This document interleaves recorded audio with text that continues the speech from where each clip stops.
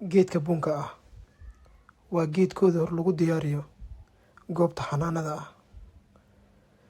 Kadib waxaa loo daadgureynayaa goobta loogu talgalay inuu ka beermo. Geedkan marka la beero wuxuu qaataa 3 sano ubaxiisa koowaad inuu dhalo.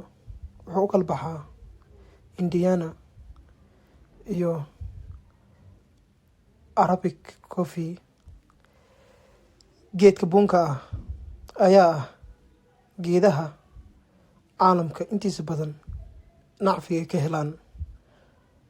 Waxaa ilaaliya qof oo loogu talgalay inuu geedkan la socdo bixitaankiisa iyo qaabeyntiisaba. China, Ethiopia, Kenya, wadamo badan ayaa beerto geedka bunka ah. Waxaa loo guraa si ka duwan sida geedaha kale. Waxaa laga jaraa laamanka qaar si uu u helo inuu kubciyo miraha uu dhali doono ah miraha bunka. Badanaa waxaa ka shaqeeya shaqaale aad u tiro badan kuwaasoo guraya miraha bunka si ay u qalajiyaan kadibna ay u bedelaan qaxwo mise coffee.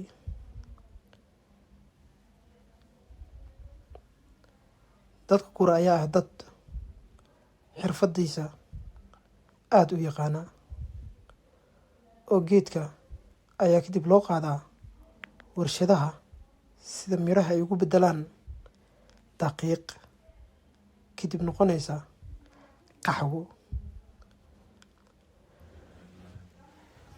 Mashiimahan ayaa ah mashiimo loogu talgalay sameynta bunka si loogu kala dhoofiyo caalamka intiisa kale.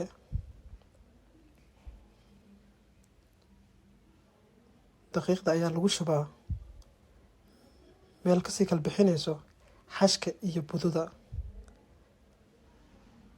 Dalalka sida Kenya, Ethiopia, China, Thailand waxay ku tiirsan yihiin badankooda dhoofinta qaxwada.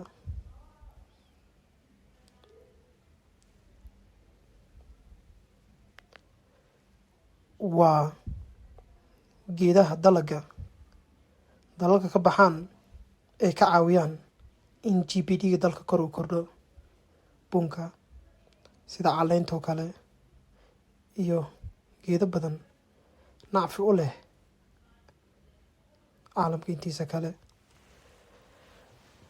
Meelaha lagu iibiyo koobashiinada mise kafeega ayaa kadib u bedelaan qaab dareerta ah mise sida shaaha oo kale oo loo yaqaano koobashiino coffee. Kadib waxaa waqti iyo madax degsi ku dareema dadka iibsanaya ayagoo og geedka bunka ah inuu ka dhigo qofka maskaxdiisa mid firfircoon.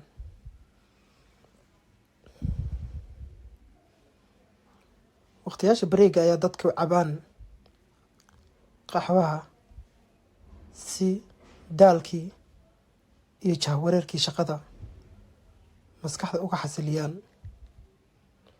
China ayaa ah dalka ugu badan uu ka baxo bunka. Waa isla geedka qaadanaya 3 sano mirtiisa ilaa uu miro ka dhalo.